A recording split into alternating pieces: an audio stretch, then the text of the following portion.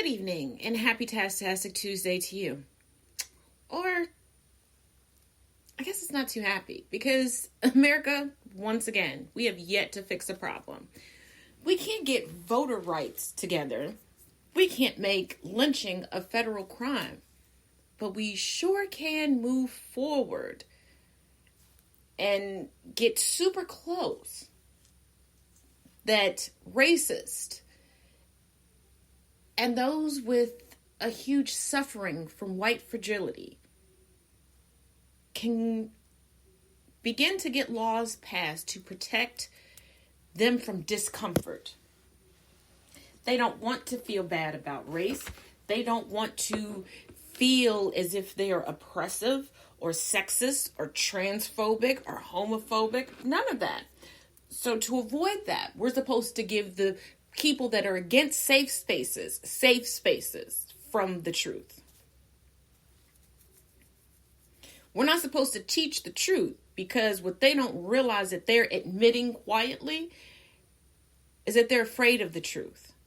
The truth hurts them because they have to face that mama and papa weren't that great of people. They have to face the fact that they know the playing field is not equal. And should equity and equality happen, the gap would close really quickly and they would be left behind.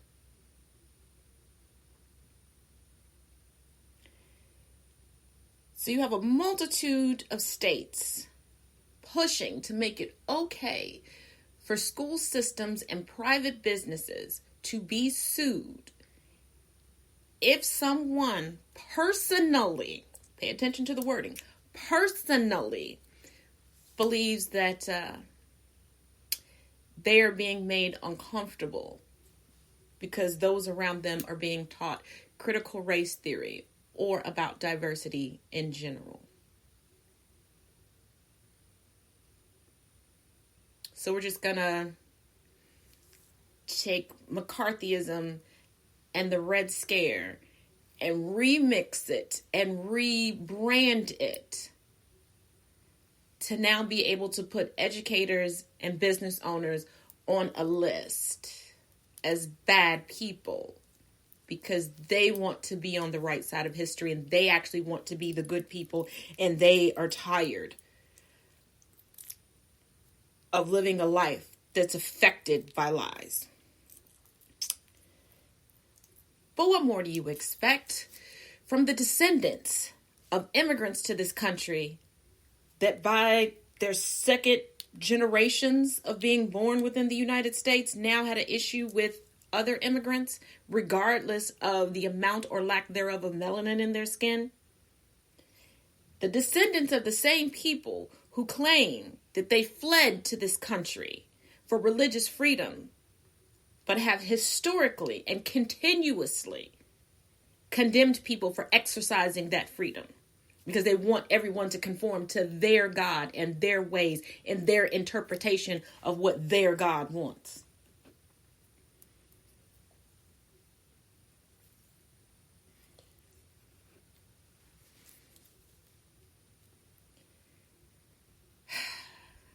I know for months online there's been a debate as to what white culture is. But ladies and gentlemen, I think this week and last week we determined it.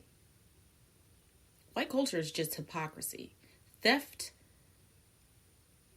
deceit, and hypocrisy.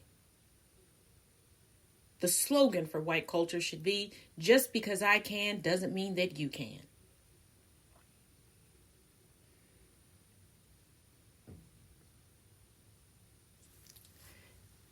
Because to make their discomfort now their oppression would be laughable if systemic oppression didn't still exist within this country.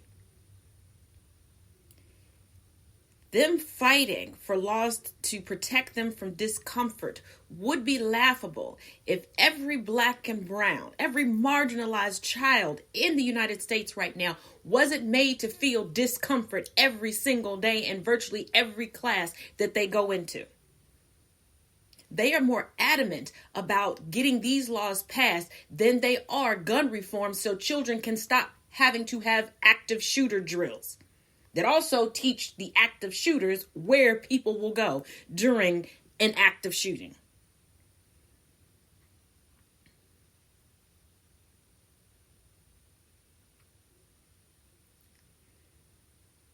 And if you really, really, really pay close attention, the people screaming for this legislation the most are the same people who will look you in the face and tell you that racism no longer exists in the United States and hasn't for a while, or hasn't since Obama was president. Well, if it no longer exists, why can't we study it? Why can't we read about it? We know the dinosaurs no longer exist, and we have no problem studying it, teaching it, continuously researching it, and updating the information. They know it exists.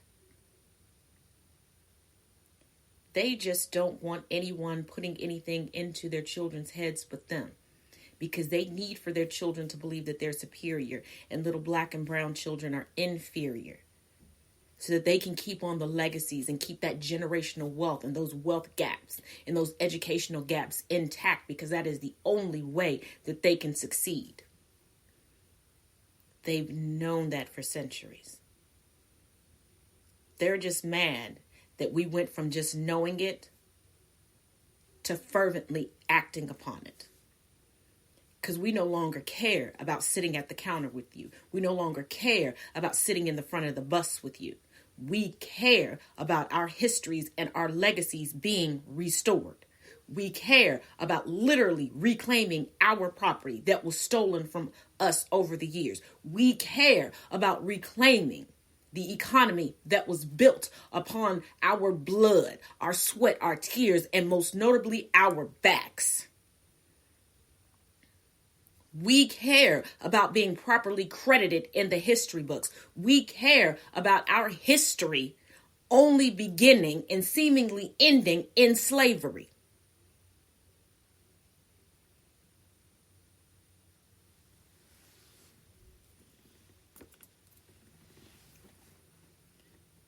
So you can keep your ornamental holidays.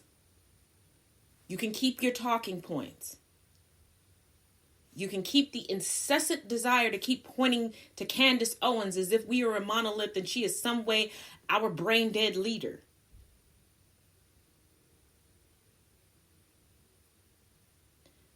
We don't and never have wanted revenge, because if we did, baby, that would have happened the day slavery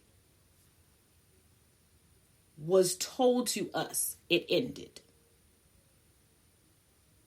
Because we fervently outnumbered you.